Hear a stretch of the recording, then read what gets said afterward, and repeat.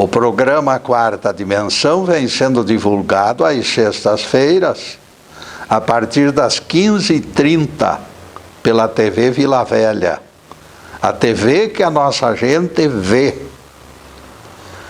Jeová disse: sois deuses, e todos também filhos do Altíssimo.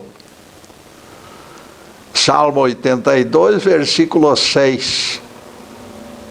Eu pergunto, por que os teólogos insistem que filhos de Deus são apenas seguidores de suas igrejas? Veja que o texto diz: todos, sem registrar exceções. Todos definem totalidade de algo, 100%. Sim, Getúlio, diz o Crispim, mas então por que o Evangelho registra? Deu-lhes o poder de se tornarem filhos de Deus? João 1, verso 12. Para você, como intérprete da Bíblia subdividida em 1000 remendos, Crispim, isto será contradição inaceitável. Ou somos, ou não somos filhos. Para nós que colaboramos em termos de escritura global, inteirinha, a contradição desaparece. O quarto evangelho não está apontando Deus cobrando algo pela filiação, não. Nós nascemos filhos e seremos eternamente filhos de Deus. Da nossa parte, porém, será preciso aceitar a filiação. Os ateus são igualmente filhos da parte de Deus. Mas da parte deles o proveito é nada, porque eles negam isto. Bons amigos nos ajudam na difusão do programa. Com eles na técnica temos certeza de trabalho bem feito. O tema de hoje será aprendizado em tapete mágico. Espere até ter filhos. Sua vida nunca mais será a mesma. Essa antiga frase foi pronunciada por alguém pouco interessado na opinião dos outros. Preferiu deixá-la indefinida, incompleta. Desconhecemos se o autor se manifesta contra ou em favor da maternidade. Por quê? Porque a frase é obscura. Quando disse que as crianças modificarão o cotidiano, ele deveria ter definido: modifica para pior ou modifica para melhor? Amigo nosso, discorrendo sobre esta gafe, puxou brasas para a sua sardinha, alfinetando a instituição familiar, o casamento e a prole. Sempre entendi estas palavras como aviso do preço que se paga para manter esposa e estes atrevidos pirralhos. Atrevidos ou não, estas criaturinhas valem seu peso em ouro, retrucou Isaura Garcia, irritada com aqueles comentários. Esta mulher seria incapaz de enxergar aspecto menos agradável, tanto nos seus filhos, quanto em qualquer outra criança. O atributo mais destacado em Dona Isaura é o instinto maternal. Para ela, os narizinhos arrebitados e os pezinhos dançantes em pantufas escondem tesouros. Meus filhos sustentam minha vida, diz Dona Isaura, demonstrando a força dos seus sentimentos. Será difícil contradizer esses tipos de mães corujas, eternas portadoras de mimos, que prazerosamente dividem com as crianças.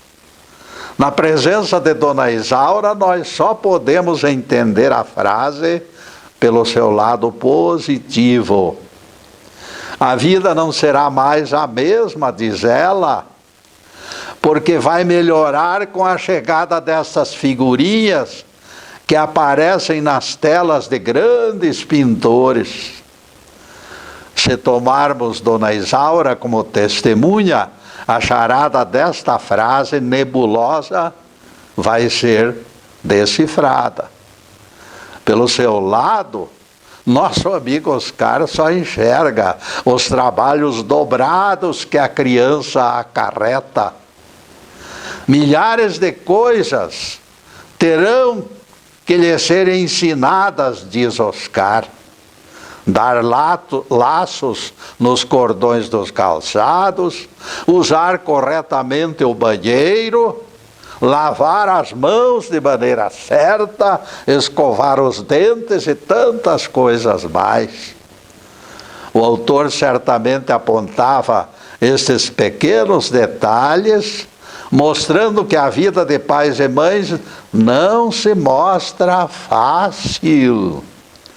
Milhares de pequenas lições transformarão suas ocupações de maneira completa. Fica claro que a vida jamais será a mesma. Thomas Murray aponta essas tarefas e outros envolvimentos ainda mais impactantes. Agora, diz ele, me tornei pai. E a experiência fundiu minha cachola. E ele completa o raciocínio explicando: eu sei que quando você ensina criança a dividir o valor 4 pelo valor 2, a lição adquire início, meio e fim. Este cálculo tem princípio e tem final. Agora, quando você tenta ensinar menina a se tornar mulher, ou menino a se fazer homem, a lição se estende pela vida inteira. Este aprendizado vai se escoando por tempo enorme, porque a transformação é complicada. Ser mulher ou ser homem não é tão simples como parece. Bem-aventurados, pois, são os pais que alcançam a glória de criar filhos, filhos homens com H maiúsculo e filhas mulheres com amor no coração. Tal proeza representará missão gigantesca que demanda engenho, arte e muita paciência. Seu Pai Celestial nos entregou a missão de educar seres que nasceram de suas mãos. Devemos corresponder à sua confiança, colaborando para completar a obra. Percebam que Jesus deixou de lado inúmeros títulos que lhes foram atribuídos pelos profetas, principalmente Isaías, e se intitulou Filho do Homem. Este homem do qual o mestre se intitulou filho, não tem nome, nem sobrenome, nem carteira de identidade. Ele só existirá individualizado nos últimos tempos, depois de inúmeros juízos finais de seleção de nossa raça até a perfeição total. Em termos de agora, esta figura é apenas a abstração ideal que se revelou tão somente para o Nazareno menino. Como todos os terráqueos, o menino Jesus criou a figura do Pai terreno imaginando este guardião invisível. O Evangelho mostra a notória preferência do Mestre pela denominação singela, Filho do Homem. Ele mesmo adotou esse apelido. Filho do Homem se tornou mais que denominação. Foi a aposta que Jesus fez. Este homem com H maiúsculo foi profecia do Filho do Homem. Nos céus, o Pai do Espírito do Cristo é Deus, porque Ele criou o Espírito que animou aquele ser, que seria o nosso Cristo. Na terra, com permissão do alto, o menino Jesus idealizou a figura paterna. Assim disse o Senhor, proclama a voz das Escrituras Sagradas, como se encontra vinho num cacho de uvas, e dizem, não o desperdices, porque há bênção dentro dele. Assim direi no que concerne aos meus servos, eles não serão destruídos. Isaías 65, verso 8. Palavras de Jeová, meus amigos. É Deus falando que os nascidos dele terão destinação eterna. A Bíblia é clara. A determinação de Jeová é não desperdiçar o vinho pela bênção que existe dentro dele. A determinação de Jeová é não destruir o homem, pela mesma razão, porque existe bênção em todos os seres. Algo imaginado, projetado e dimensionado pelo Criador não pode sofrer inferno eterno nem morte eterna. Ou alguém considera o vinho mais importante que o Espírito saído da vontade soberana do alto? É uma coisa a se meditar, é um assunto importante, caríssimos. E neste ponto nós vamos fazer a primeira interrupção no programa para os comerciais do canal, mas é um instantinho só. Daqui a pouco estaremos de volta. Obrigado.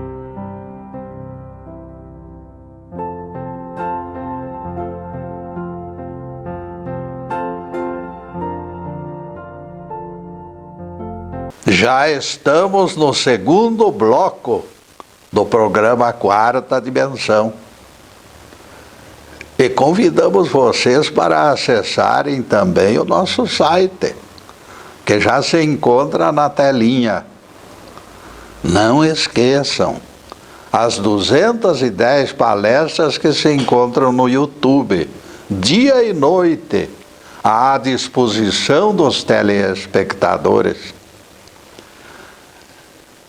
Contando diminuta estrutura, apelamos aos simpatizantes que nos ajudem na divulgação destes trabalhos, para que cresçam beneficiados. Dentre nossas palestras, Jesus ordenou trabalho no sábado, é campeã de visualizações em nosso aspecto. Não deixe de assisti-la você também. Valerá a pena tomar conhecimento das revelações inéditas que lhes oferecemos. O programa Quarta Dimensão é gravado nos estúdios Fernando Martins e transmitido pelo Facebook Live TV Ponta Grossa. Todas as palestras permanecem disponíveis dia e noite a partir da gravação do Facebook Live TV Ponta Grossa. Vocês poderão assisti-las em qualquer horário e recomendá-las aos seus amigos para que também assistam. Repito a fonte para que todos anotem: Facebook Live TV Ponta Grossa. Agradecemos ao Fernando e ao Zube pela cooperação inestimável que nos tem trazido legião de novos amigos. E agora a continuação do tema: aprendizado em tapete mágico. Jeová proclama, ainda com voz altissonante: farei sair de Jacó descendência e de Judá herdeiro, que possuirá meus montes, e os meus eleitos herdarão a terra, os meus servos habitarão nela. Isaías 65, verso 9. Palavras de Jeová. Mudam-se calendários, anos passam, mas o destino dos seres humanos continua no rumo da perfeição e da graça divina. Está posto o machado na raiz das árvores, como dizia João Batista. Isto indica que alguns temporariamente serão afastados, mas o destino final de todos, de 100%, é a salvação. Água bola em pedra dura, tanto bate até que fura. A mão dos pais pode estar apertando a garganta dos filhos, mas eles escutam a voz dos céus de repente: não destruas a bênção que te foi entregue. Dialoga com teus filhos, conversa com eles. O teu silêncio pode representar omissão de socorro. O teu silêncio pode representar séculos de expiação para o espírito daquela criança. E também tu estarás nesta roda viva de provações. Esquecer o ensino, estar cansado demais para ensinar, ou preferir não ensinar, não elimina o dever de casa. Simplesmente a omissão voltará como débito à vista. E esta conta não vai ser em prestações, é uma paulada só. Teu voluntário desprezo pela sanidade da criança será cobrado. Indiferença ou apatia são sementes de espinheiro que lanças na cova do teu futuro, meu distraído companheiro. Tua indiferença e apatia será granada com trava escapando, pronta para explodir. A colheita dos espinhos de tua leviandade terá que ser obrigatoriamente feita para desocupar o espaço espinhento.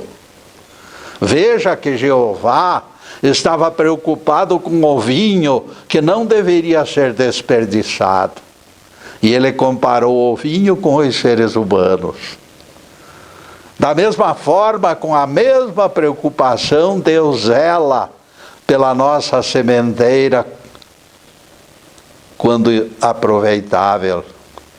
Será importante plantar verduras e frutas benéficas para que a colheita compense. Eu penso que pais e mães devem fazer seus filhos compreender o quanto vale honestidade e bom caráter.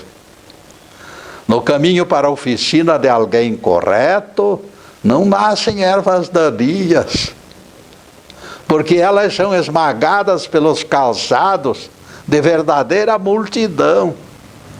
Trânsito intenso ocorre na porta do artífice correto. A integridade parece imã, trazendo cada vez mais clientes. A integridade humana possui iguais vantagens de alicerces nos dois aspectos. A firmeza e a segurança são preservadas. Jesus abordou este assunto. Todo aquele que ouve as minhas palavras e as coloca em prática, será comparado ao homem prudente que edificou sua casa sobre a rocha. Caíram chuvas, transbordaram rios, sopraram ventos e bateram naquela casa com força, mas ela não caiu, porque estava edificada sobre a rocha. Mateus 7, versículos 24 e 25.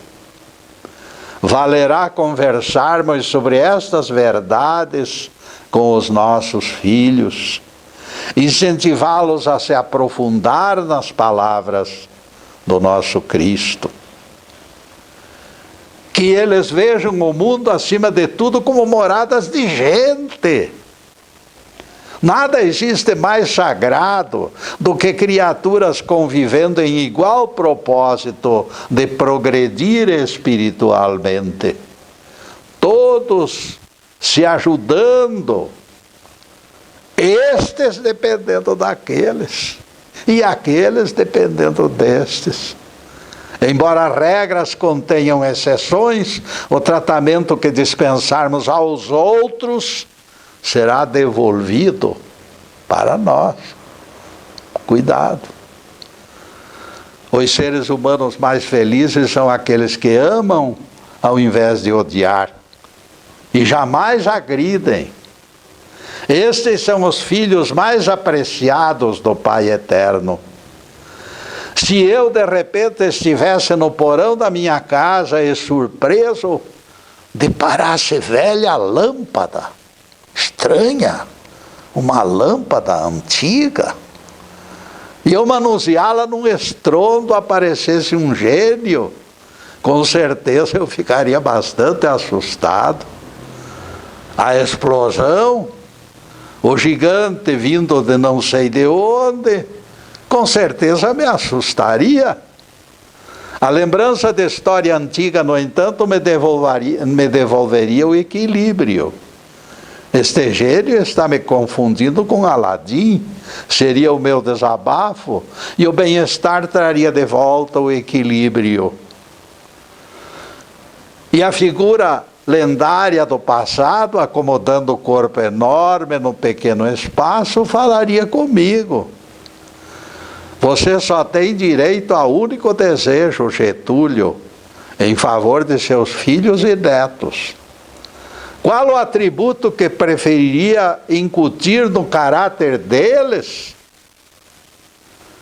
Depois de meditar por instantes, eu responderia: que seja bem forte e definida neles a ligação entre amor e felicidade.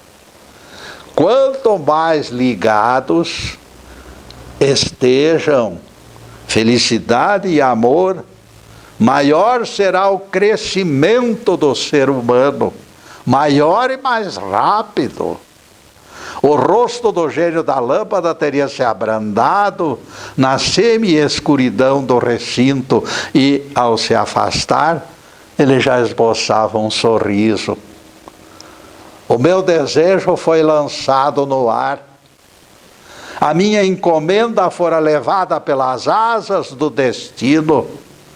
Eu acendera o estopim do desejo e o foguete se elevou para o reino mágico dos sonhos. Bastará meditarmos e vocês compreenderão por que faríamos tão estranha proposta ao gênio da lâmpada. O dinheiro talvez seja o elemento mais apontado como causa de felicidade e de amor. Por maioria absoluta, ele tem sido admitido como insuperável. Muitos o elegeram causa única do bem-estar e do sossego. O famoso rei Midas transformava em ouro tudo o que tocava. Conquistar riqueza se tornou fácil para o alquimista lendário. Faculdade mágica, no entanto, somente problemas causou.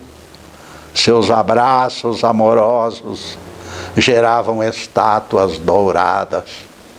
E nestas estátuas douradas, caríssimos, nós vamos fazer mais uma pequena interrupção no programa para os comerciais do canal, mas é um instantinho só. Daqui a pouco estaremos de volta.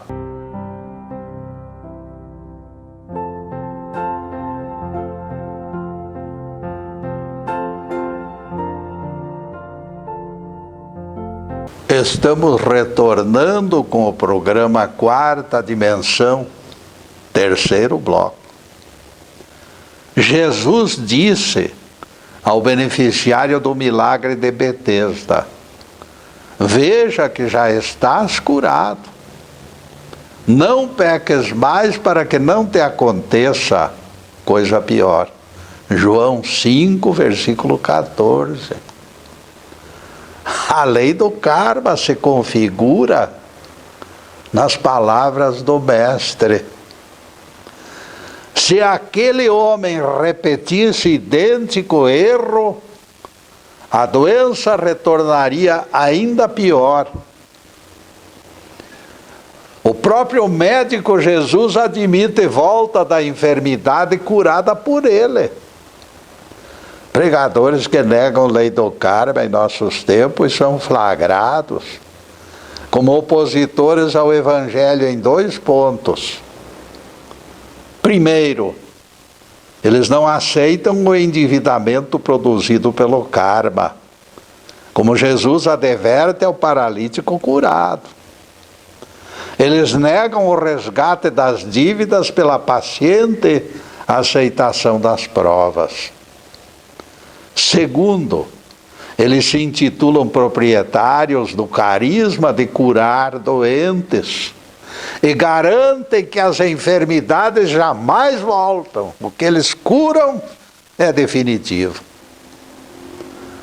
Eu já escutei lamentáveis declarações deste tipo, quando fariseus modernos se consideram superiores ao próprio Jesus. Ao contrário deles, o mestre advertiu que a paralisia do homem de Betesda poderia retornar, porque grande parte das nossas lições são ocasionadas pelos nossos erros. Figurinhas empanturradas de soberba garantem que a doença curada por eles jamais retorna. Analisem e tirem suas conclusões. E depois desse pinguinho de doutrina, retornaremos ao tema aprendizado em tapete mágico. O rei Midas não podia tocar, nem acariciar, nem beijar. É claro que se trata de figura mitológica, mas ninguém esqueça que a realidade algumas vezes imita o lendário. Mais importante é o aprendizado gerado pelas parábolas. A Bíblia está repleta de alegorias. Preferi que meus filhos, netos e também bisnetos, já estão chegando, refletissem sobre relações entre felicidade e amor, deixando de lado riquezas. Se a prosperidade do rei Midas gerasse felicidade dissociada do amor, aumentaria a descrença pela violação dos códigos eternos. Somente valores solidários integram a parceria, felicidade e amor. Quando o Filho de Deus descansa à noite com nítida consciência do dever cumprido, as 2 asinhas do pássaro se juntam para aquele voo maravilhoso. Os remos do barco arrastam igual volume de águas. Os meninos gêmeos que brigavam se reconciliam. Tudo será pacificado quando entendermos que a felicidade está estreitamente ligada com o nosso sentimento. Os pássaros atravessam voando de sul a norte toda a extensão da fazenda. O barco traz de volta pescadores extraviados. Os irmãos gêmeos se agarram felizes e rolam pelo gramado. Duas promessas maiores estão de mãos atadas: felicidade e também amor. Onde eles se encontram, um riso solto parece uma cascata. Não existe felicidade sem amor. Não existe amor se você não se declarar feliz. Quem diz que ama e se declara desgostoso, está mentindo. Conversando com os nossos filhos, deveremos deixar claro que alguns encaram a vida de maneira irrealista. Precisamos levar isso em conta. Felicidade não significa ausência de percalços.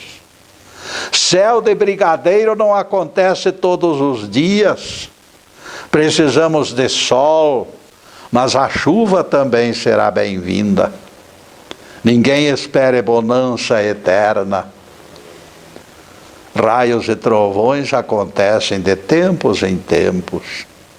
A felicidade e o amor ficam guardados no cofre da alma, mas depois da tempestade eles reaparecem e espantam de sabores. Então logo a borrasca termina, dupla retoma o leme do barco com dobrada vontade de nos manter satisfeitos. O ponto alto da partilha emocional só poderia gerar bênçãos. Alguém poderá ter percebido algo incompreensível. Na conversa com os filhos, Getúlio, você falou de felicidade mais do que falou de amor. O amor não ficou enciumado, porém, pois existe perfeita simbiose entre os dois. Ligação indissolúvel. Verdadeiro entrosamento prevalece entre felicidade e amor. Não pairam nuvens escuras entre os que são felizes e se amam. Na mesma direção não cabem preleções sobre o amor, porque o amor já é tudo, já disse tudo, já nos provou tudo. A linguagem sentimental dispensa retórica rebuscada e argumentos pouco sinceros. Nem marido nem mulher ajustados e felizes conseguem explicar por que eles se amam. Amor é algo difícil de descrever e não raras vezes ele pode se esconder atrás de um temperamento complicado. Precisamos deixar corda solta ao sabor das reações imprevisíveis dos seres humanos. Será conveniente deixar espaço livre para manifestação espontânea. Demonstrar amor à companheira será sempre menos complicado que enfrentá-la agressiva em arena de controvérsia. Esperar o desabrochar do botão de rosas é mais conveniente.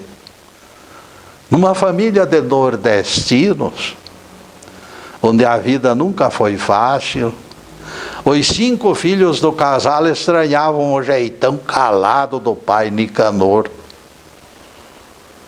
Ele era de pouco papo e de pouca paciência. Tinha o pavio curto, como diziam compadres e comadres. Mas o que os filhos do Nicanor mais criticavam era a maneira seca com que o pai se relacionava com a mãe deles. Dava a impressão que não havia amor da parte daquele homem. Esta opinião inexata dos filhos se desfez numa quarta-feira, quando Nicanor retornou da roça onde trabalhou a tarde toda. O colono cansado se livrou das botas, colocou o chinelão e, parcialmente refeito, olhou para todos os lados, mostrando expectativa. Foi nesta altura que ele perguntou: Onde está todo mundo? A interrogação do Nicanor e o alongamento dos seus olhos aflitos mostravam sua pressa pelo encontro com a esposa. Quando as crianças entenderam que as palavras todo mundo se referiam à mãe deles, todos eles se conscientizaram do carinho e do amor do pai. Nicanor expressara que sua mulher, na avaliação dele, valia tanto quanto a soma de todos os habitantes do mundo. Para aquele homem simples e iletrado, a mãe de seus filhos representava algo que só ele sabia valorizar. Nicanor amava do seu jeito, e nada lhe importava que os outros o censurassem. Os filhos do Nicanor finalmente entenderam que ele possuía alma sensível e coração amoroso, não obstante o temperamento pouco expansivo. Para descobrir sentimentos, muitas vezes teremos que ler nas entrelinhas. Ninguém tire conclusões somente pelas aparências enganadoras. A Bíblia fala de Salomão como alguém sábio.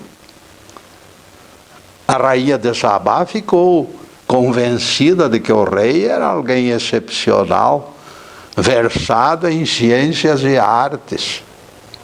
Diz a Bíblia, Salomão lhe deu respostas a todas as perguntas, e nada lhe houve profundo demais que não pudesse explicar.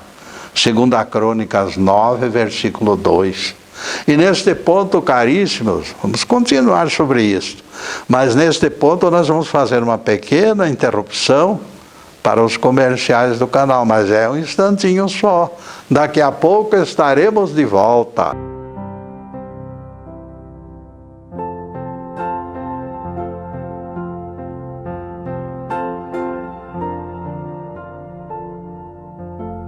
E já atingimos, meus caros, o nosso último bloco, o bloco final do programa Quarta Dimensão. O tempo passou rápido como um foguete.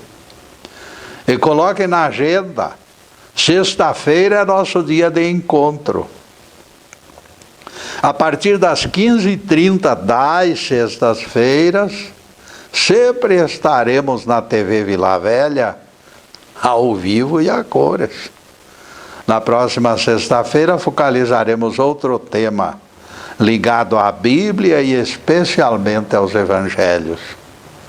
Em seguida, os últimos questionamentos sobre o assunto de hoje, aprendizado em tapete mágico. Todos os reis do mundo procuravam Salomão para ouvir-lhe a sabedoria que Deus lhe colocara no coração. Segundo a Crônicas 9, versículo 23. Precisamos refletir bastante antes de concluir. Escutando palavras da Bíblia, alguém deverá estar pensando em incluir Salomão no diálogo educativo com seus filhos. Que belo exemplo nos oferece este personagem da Bíblia. Belo no sentido contrário, meus amigos. Exclamam pessoas que não estão de acordo com esta ideia de que Salomão seja buena gente. Não se iludam com as aparências, minhas senhoras e meus senhores. De minha parte, eu jamais incluiria Salomão nas conversas de incentivo para a educação de meus descendentes. Embora idealista na juventude, lá ele foi idealista mesmo, merecia. Quando ficou mais velho, ele se tornou idólatra, obcecado e materialista. Chegou a ter 700 mulheres e 300 concubinas, e as mulheres lhes perverteram o coração. 1 Reis 11, versículo 3. Ninguém fica pervertido de fora para dentro. Para se tornar pervertido como Salomão é necessária abertura interna para absorver a perfeição externa. Salomão edificou o santuário ao deus Camos, abominação de Moabe, e outro templo a Moloque, a pedido dos filhos de Amon. A Bíblia tem que ser estudada em toda a extensão, senhoras e senhores. Quem examina os primeiros anos da vida de Salomão se entusiasma, é claro, merece. Que sabedoria fantástica! Dizem os leitores fascinados. Salomão é genial, gritam certos religiosos que observam tudo pelo estreito espaço das suas algemas. Estes são guiados pelos teólogos e são obrigados a pregar o Evangelho dentro de normas contidas em suas cartilhas. De minha parte, eu radicalizo. Considero Salomão desequilibrado e vítima de sexualidade doentia. Longe da mocidade o seu exemplo pervertido. O que vale mesmo para a classificação dos viventes será o seu grau de progresso atual. O que eu sou hoje é que representa alguma coisa perante Deus. Valerá o que nós somos agora, não ontem. Retratos antigos não servem para a carteira de identidade eterna. A Bíblia confirma minha opinião sobre o rei das 1000 mulheres. Não sou somente eu que digo isto, não. O próprio Jeová, vejam, aqui é trecho bíblico. O próprio Jeová se indignou contra Salomão, pois desviara do seu coração o Deus de Israel, que 2 vezes lhe aparecera. Queixa do próprio Jeová, está lá em 1 Reis 11, versículo 9, palavras de Jeová.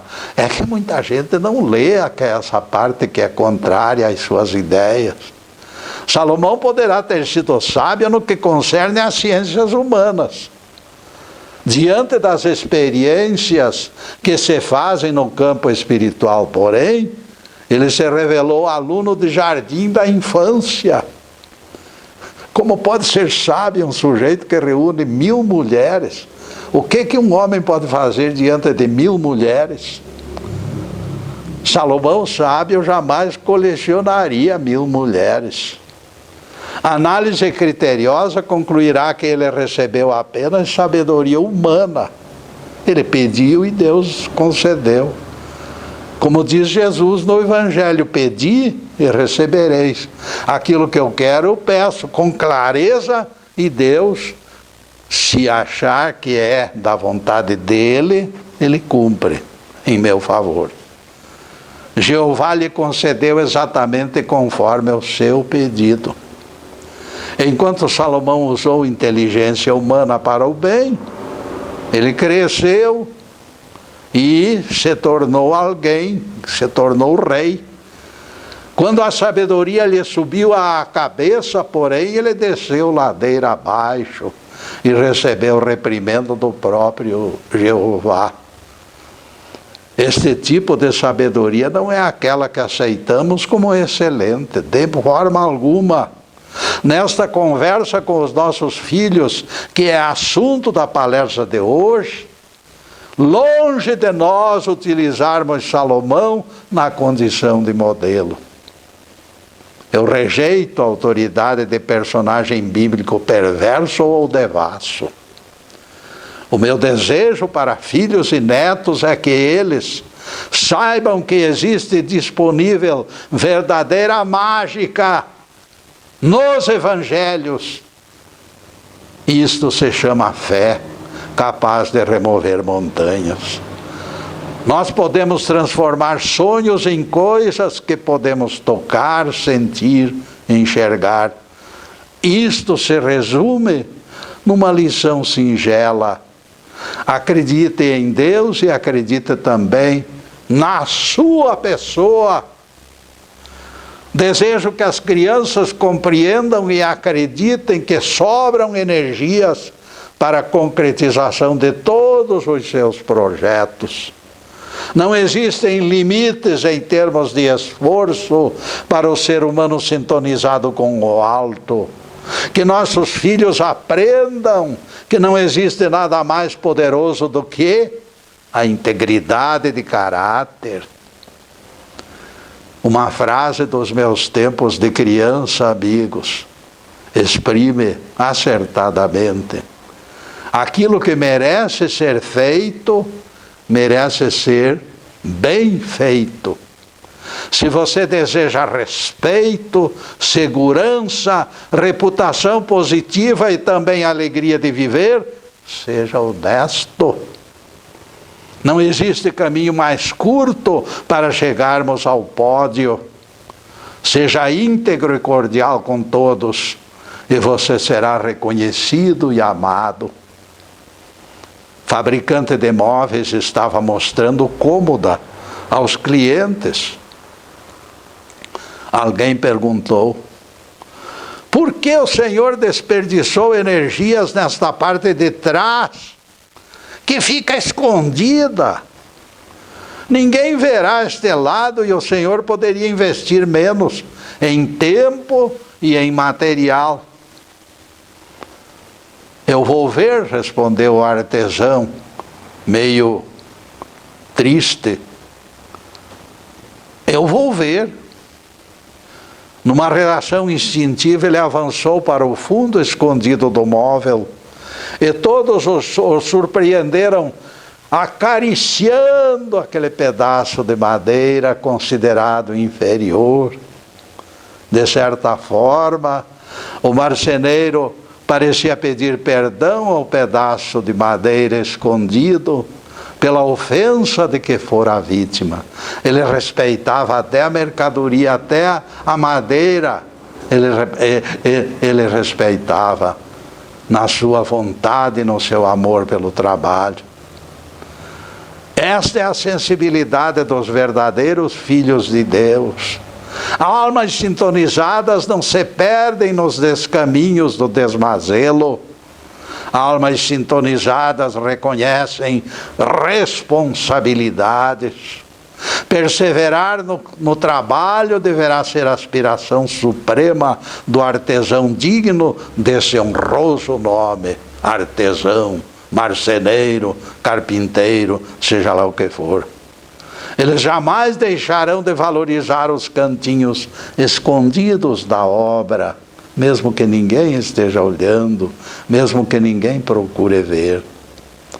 Basta que eu enxergue o mal feito, dirá o artesão íntegro, e apressado corrigirei o defeito. Este, meus amigos, jamais se desviará do caminho da perfeição. Louvado seja Deus.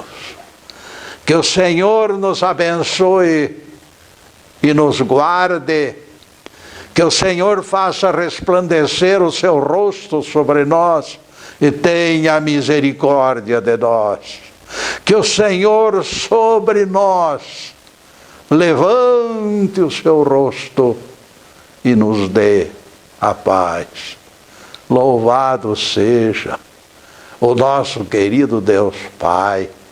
Louvado seja o santo nome de Jesus, o nosso Cristo. Obrigado, Deus. Obrigado, Jesus. E para vocês, meus amigos, além desta câmera, nós queremos dizer algo. Que as bênçãos divinas desçam profusamente sobre vocês e as famílias. Bênção de prosperidade, bênção de saúde, de paz, de tudo que existe de melhor, caríssimos. mas acima de tudo, que possamos ter amor em nossos corações. Muito obrigado, meus amigos, e boa noite.